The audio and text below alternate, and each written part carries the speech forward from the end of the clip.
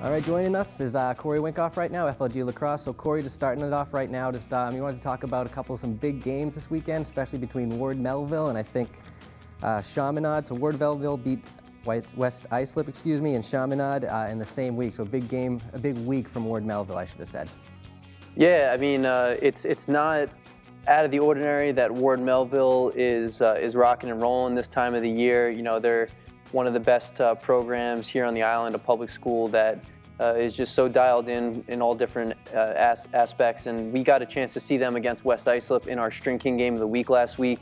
And West Islip actually gave them a really good game. It was an overtime game that eventually ended with Zach Hobbs, one of the studs for Ward Melville, going to Harvard, scoring the game winner after winning the first face-off of the overtime period, putting it in the back of the net. So they won that game. And then on Saturday they played Chaminade, which is a team that is absolutely loaded. We saw them play Massapequa.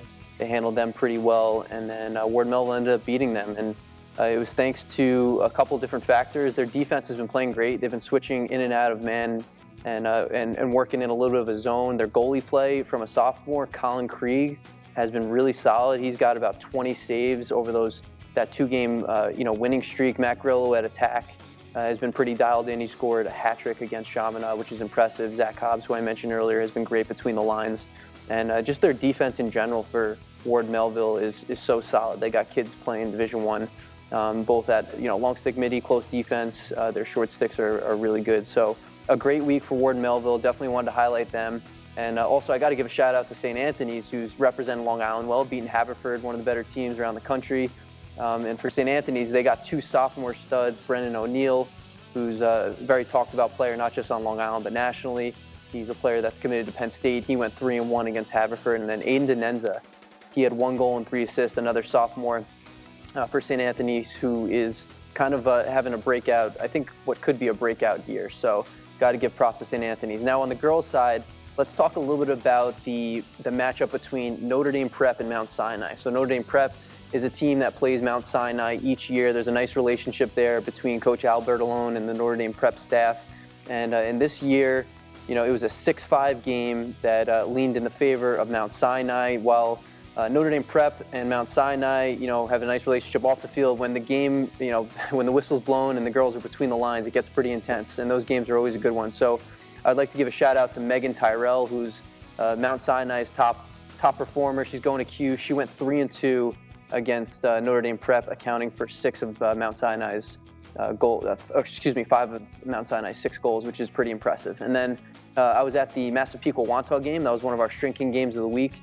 This past week here in Massapequa, beat Wantagh 11-2. They definitely handled them pretty well. But 2 really good teams, both power conference teams, which basically means they're in the most competitive conference here in Nassau County. And I'll give a shout out to 3 Hofstra commits on Massapequa, all seniors, and they were all our String King players of the game. Erin Tierney, she's a defender who ended up playing a little bit of midfield because unfortunately one of the Massapequa players went down. That was one of their starting midfielders, so she kind of changed roles midway through the game. Kate Foley and Jackie Gaddy are kind of like a 1-2 punch, lefty-righty, both Hofstra commits as well. Like I mentioned, both midfielders, and they both had 4 goals in the game. So pretty impressive there, and a nice win for Massapequa. You want to talk about your past players of the week and some players going forward too, and I'm sure you got a pretty good list going already now that the year's kind of really rolling through. Yeah, that's a good point, Mike. It's hard to cut this list down, man. There's so many good players that stand out with 100+ programs on the island on the boys' side as well as the girls' side. But I'll throw a few names at you that stood out. 2 of which I got a chance to see play yesterday. They went head-to-head, so both kind of the quarterbacks of their teams. John Sidorsky of East Islip, Christian Muley, Duke commit for Hills West. Sidorsky's going to Lehigh. And it's funny, like you mentioned, a Lehigh player going against a Duke player, both quarterbacks of their teams. And if we talked about this 5 years ago, you'd be like, how are they in the same conversation? But Lehigh, as you're following them, they kind of look at themselves as just as good and just as competitive as Duke, and they're going after kids that are just as good as well. So this was a great matchup. Both kids had really nice games. Probably wasn't their best game, but they played really well. And it ended with Christian Muley scoring the game winner in overtime after a fantastic defensive stand where Sidorsky uncharacteristically threw the ball away, picked off by, I believe his name was Ryan McDonough. Really nice defensive midi for Hills West. Went down coast to coast, and Muley ended it with the game winner. So both those guys have been having really good seasons, really good weeks. It was nice to see them play against one another yesterday in an OT thriller. So shout out to them. And then, I got to talk a little bit about a defensive unit, which doesn't happen a lot because a lot of the hype goes to the quarterbacks of the team, the offensive players, the face-off guys, sometimes the goalies. But defensive unit for Southside, I have to talk about because they played against a Port Washington team that was averaging over 13 goals a game in their first 5 games of the season. They held them to 3 goals. So they beat Port. I think the final was like 13-3. Led by Nick Lacauzi. He's a defenseman going off to Navy for Southside. Xavier Brewster, Chris Kokio, JT McCarthy in net, Bobby Mandel. Those are all Southside defenders, and JT in net is the goalie. And they've just been so dialed in, playing so well, and to hold a team to 3 goals that's averaging over 13 a game is really impressive. Coach Steve DiPietro does a nice job for Southside. He's building a fantastic program. He still has some young players, but in the next couple of years, you got to watch out. Southside's going to be a team to absolutely beat in Nassau Class B. So let's talk about 2 girls that have been absolutely tearing it up. Olivia Carner for Northport. She's a Duke commit. I think she might be one of the best players on Long Island. And I can say that because I've seen her a couple times, and each and every time I see her, she impresses me more and more. She's a midfielder who averages, 3+ goals a game. She's on the draw circle, plays great defense. She's got a ridiculous first step, really quick. And she's a player to definitely watch, not just this past week, but in weeks to come. And then Arden Tierney, I haven't seen her play yet. She plays for Sacred Heart, one of the better private schools here on Long Island. She's averaging over 7 points a game. She's got 38 points in 5 games, which is unbelievable. So I'm going to get a chance to see her play St. Anthony's. I'm really excited, and she's someone that I got to mention, even though I haven't seen her play yet. All right, now looking ahead to some games of the week coming up, String King, and just games on the island as well. So what are we kind of looking forward now just as the season moves on?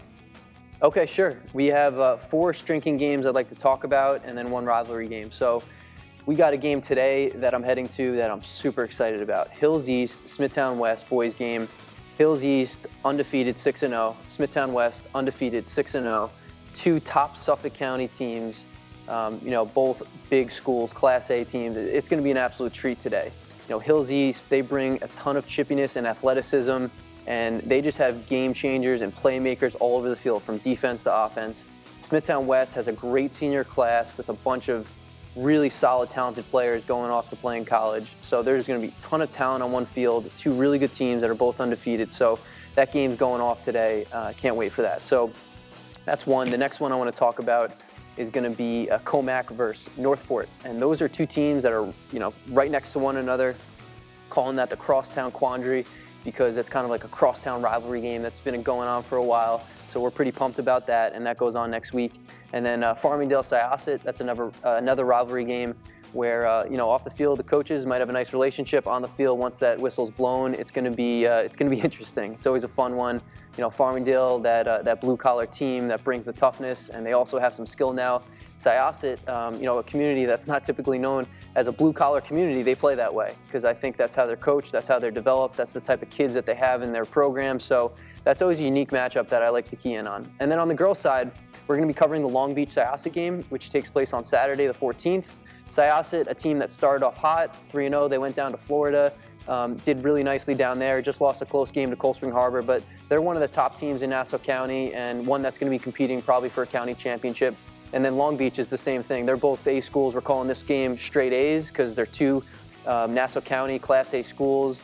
If you can give grades to the girls on the Long Beach and Syosset team, there'd be a lot of A students in terms of their lacrosse IQ, how they play the game, and then both coaches are fantastic. So, I'm really excited to see Coach Lomo, square off against, Rachel Ray and the Long Beach crew this Saturday coming up. And then Mount Sinai, Bayport, Blue Point, 2 of probably the best teams on Long Island. They're both Suffolk schools. They're both small schools, Class C.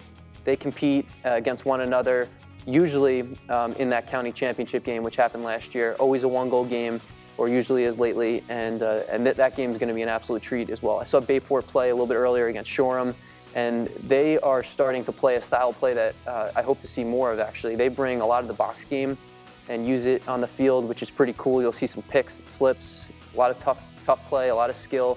And then Mount Sinai is just so well coached. They're so disciplined, and they got some really good players. So that's going to be a good one, and that takes place on April 20th. All right, thanks a lot, Corey. All right, Mike, no problem, man.